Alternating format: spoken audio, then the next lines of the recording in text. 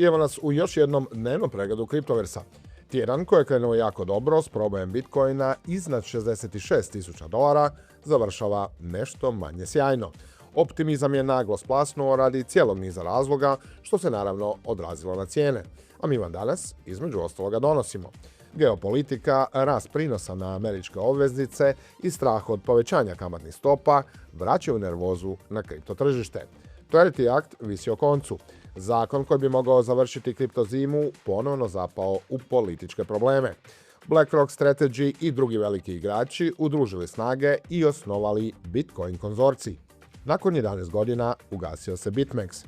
Telegram sprema kriptorevoluciju. Milijarda korisnika mogla bi dobiti vlastiti non-custodial wallet direktno u aplikaciji. Registrirajte se na Coinbase i osvojite 15 € bonusa. Nemojte riskirati smika nelicenciranim burzama. Ostanite s nama u dnevnom pregledu. Samo ovdje, samo na Kriptovers kanalu. I tako Bitcoin u trenu snimanja ovog videa plovi oko $64.000 s vrlo neizvjesnim kratkoročnim izgledima, jer izazova je mnogo.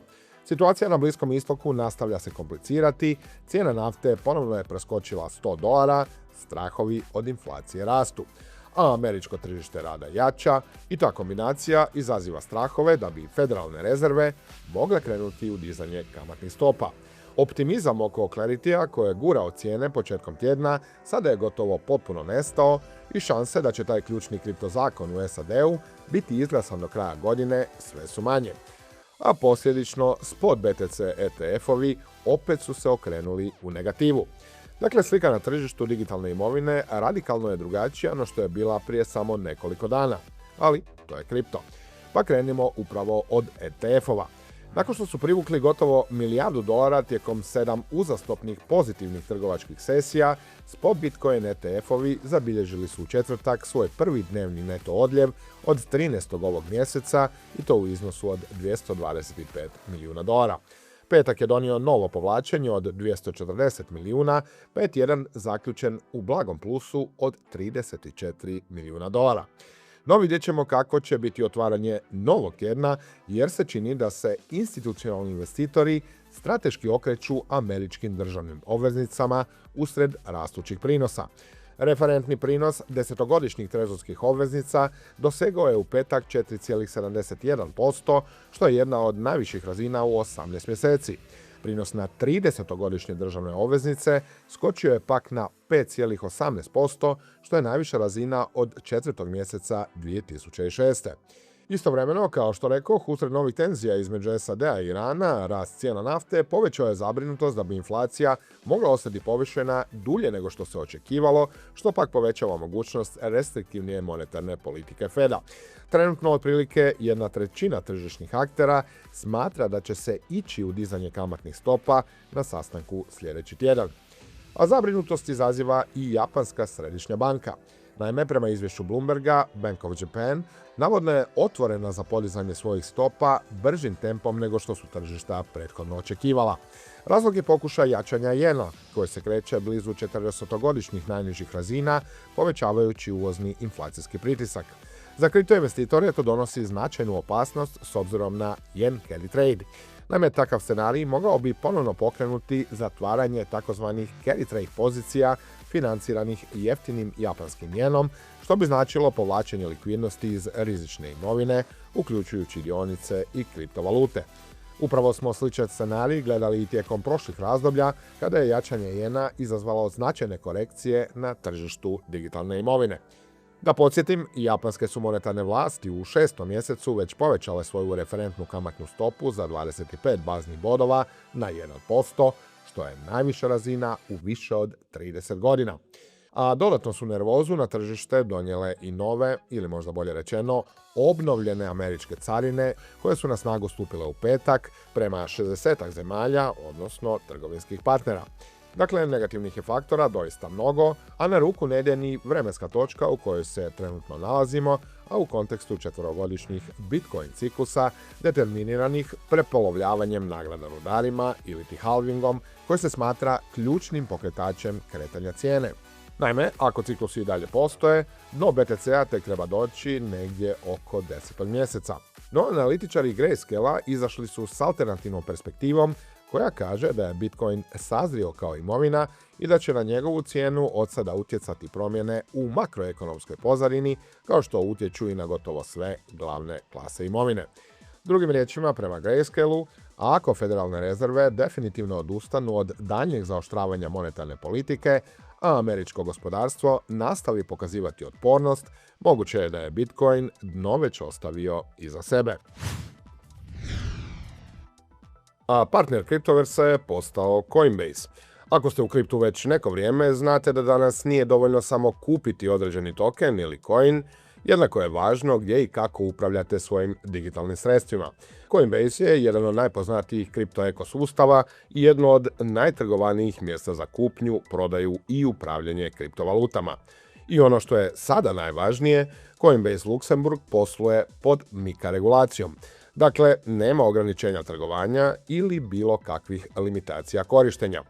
Ono što Coinbase izdvaja od većine konkurenata jest što je napravljen za različite razine korisnika.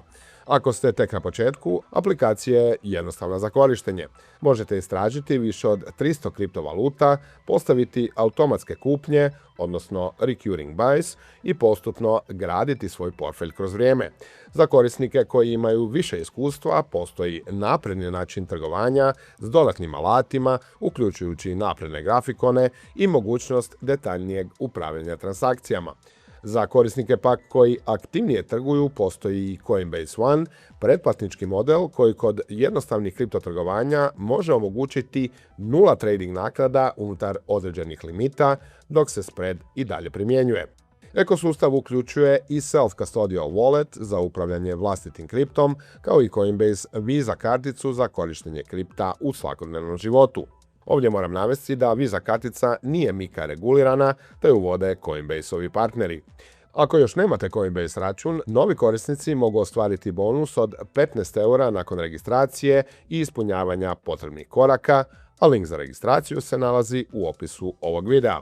Dakle, iskoristite priliku, registrirajte se na Coinbase i uzmite tih besplatnih 15 €. A još jedan faktor neizvjesnosti je i Clarity, odnosno zakon koji bi trebao definirati regulatorni okvir za digitalnu imovinu u Sjedinjenim Američkim Državama. Republikanski pregovarači u Američkom senatu predstavili su novu radnu verziju zakona koja prvi puta uključuje etičke odredbe.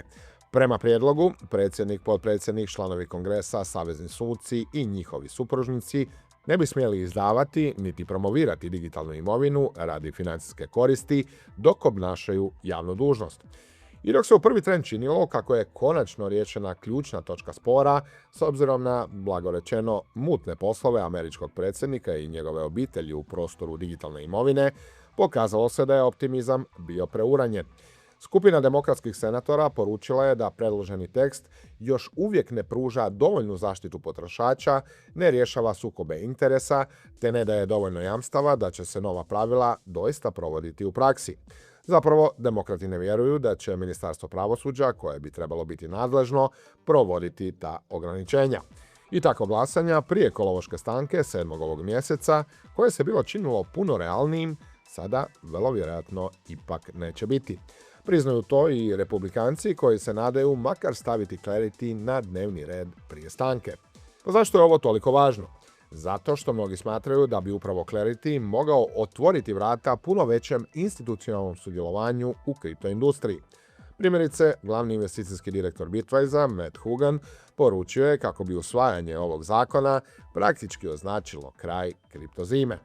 A zakon je ovaj tjedan dobio i prilično neočekivanu podršku od jednog bitnog bankara, i to od izvršnog direktora Goldman Sachsa, Davida Solomona. Prema njegovim riječima, američkom tržištu hitno je potreban jasan regulatorni okvir koji će omogućiti razvoj inovacija i stvaranje jednakih pravila za sve sudionike tržišta. Iako priznaje da zakon nije savršen, smatra kako predstavlja važan prvi korak prema većoj stabilnosti i uključivanju tradicionalnih financijskih institucija u digitalnu imovinu. Zanimljivo je i da se oko Claritya Wall Street nije usuglasio, dok investicijske banke poput Goldmana uglavnom podržavaju prijedlog, većina komercijalnih banaka, uključujući JP Morgan, upozorava da bi pojedine odredbe mogle ugroziti tradicionalni bankarski model i potaknuti odljev depozita prema kriptoplatformama. Naravno, radi prinosa na stablecoine koji one nude, a koji bankari žele da se Clarityjem zabrane. A neke od najvećih institucija koje već jesu snažno prihvatile Bitcoin, objavile su ovaj tjedan da su se udružile i osnovale Bitcoin Security Consortium, inicijativu čiji je cilj financirati razvoj BTC-a i njegovu dugoročnu sigurnost. Među članovima konzorcija nalaze se BlackRock, Coinbase, Strategy, Fidelity, ARK Invest, Galaxy i Blockstream. Tijekom sljedeće 3 godine planiraju izdvojiti ukupno $15 milijuna za financiranje programera koji rade na razvoju Bitcoin protokola, uključujući istraživanje zaštite od budućih prijetnji poput kvantnog računarstva. Važno je naglasiti da konzorcij neće imati nikakav utjecaj na razvoj samog Bitcoin protokola, niti će odlučivati koje će se promjene prihvatiti. Njihova je uloga isključivo financijska. Osigurati da ljudi koji razvijaju Bitcoin imaju sredstva za dugoročan rad. I ovo je još jedan pokazatelj da najveći institucionalni igrači više ne razmišljaju o Bitcoinu kao o kratkoročnom špekulativnom ulaganju, već kao o infrastrukturi koja će prema njihovim očekivanjima biti važna u narednim desetljećima.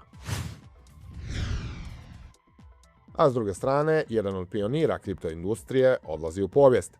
BitMEX, burza koja je praktički izmislila i popularizirala Perpetual Futures ugovore i trgovanje s polugom do 100 puta, objavila je da nakon 11 godina trajno prestaje s radom. Burza je već zaustavila registraciju novih korisnika, a svim postojećim klijentima preporučila da što prije zatvore otvorene pozicije i povuku svoja sredstva. Konačno gašenje platforme planirano je za kraj 9. mjeseca. A uz gašenje pojavila se i nova kolektivna tužba protiv čelnika BitMEX-a. Bivši korisnici tvrde da je burza godinama koristila interni trading desk koji je imao pristup podacima klijenata, te da su tijekom razdoblja velike volatilnosti namjerno zamrzavali sustav kako korisnici ne bi mogli zatvoriti svoje pozicije prije likvidacije. Radi se o vrlo ozbiljnim optužbama koje će tek morati biti dokazane na sudu, ali dodatno bacaju sjenu na jednu od najpoznatijih burzi u povijesti kripta. I za kraj jedna vrlo zanimljiva vijest koja bi dugoročno mogla imati veliki utjecaj na masovno usvajanje kriptovaluta. Osnivač Telegrama, Pavel Durov, najavio je da će aplikacija dobiti potpuno integrirani non-custodial kriptonovčanik. Drugim riječima, svaki korisnik Telegrama moći će slati i primati kriptovalute jednako jednostavno kao što danas šalje običnu tekstualnu poruku. Za razliku od postojećeg wallet bota, gdje dio infrastrukture kontrolira treća strana, novi novčanik bit će ugrađen izravno u Telegram i korisnici će sami upravljati svojim privatnim ključevima. Budući da Telegram danas koristi više od 1 milijardu ljudi mjesečno, Durov tvrdi da bi ovo moglo biti najveće lansiranje non-custodial kriptonovčanika u povijesti. Ako Telegram uspije ostvariti ono što najavljuje, korištenje kriptovaluta moglo bi postati gotovo jednako jednostavno kao slanje poruke putem WhatsAppa.